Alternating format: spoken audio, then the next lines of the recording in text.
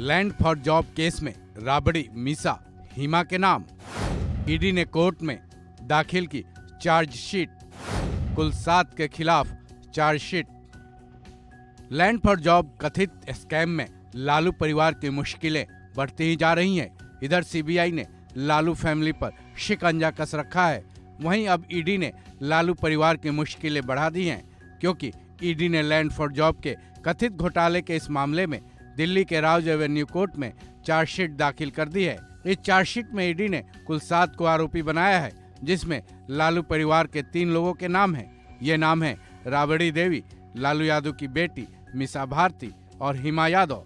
ED ने इन तीनों के अलावा आरजेडी चीफ लालू यादव के करीबी हृदयानंद चौधरी और अमित कात्याल का भी नाम शामिल किया है।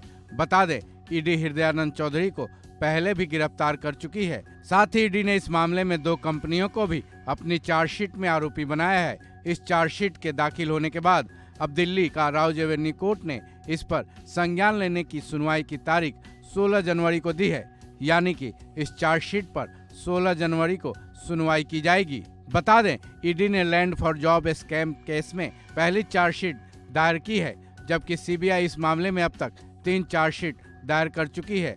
हालांकि अपनी चार्जशीट दाखिल करते हुए ईडी ने कोर्ट को यह भी बताया है कि फिलहाल चार्जशीट में आरोपी बनाए गए नामों को गिरफ्तार नहीं किया गया है। साथ ही ईडी ने कोर्ट को यह भी बताया कि उनकी तरफ से इस मामले में जांच अभी जारी है।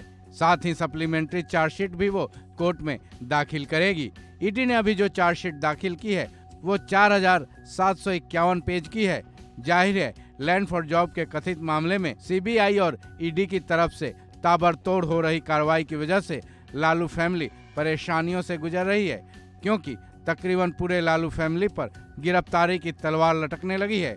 उधर सीबीआई की चार्जशीट में नाम होने की वजह से बिहार के डिप्टी सीएम तेजस्वी यादव की कुर्सी भी खतरे में है।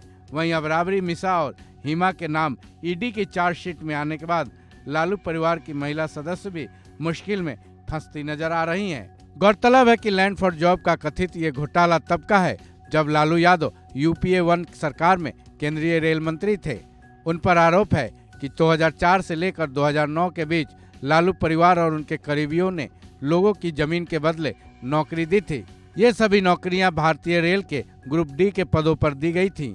इसके खिलाफ सीबीआई की तरफ से एक शिकायत दर्ज कराई गई थी, जिसके बाद ईडी ने पीएमएलए के तहत कई धाराओं में केस दर्ज किया था।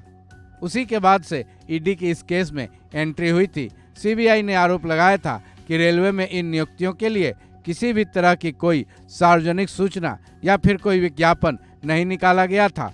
साथ ही सीबीआई का ये भी आरोप है कि नौकरी के बदले कई उम्मीदवारों ने लालू फैमिली के सदस्यों को बेहद रियायती दरों पर जमीनें बेच दी थी, जो कि मौजूदा बाजार के रेट से 1/4 से लेकर 5वें हिस्से तक थी।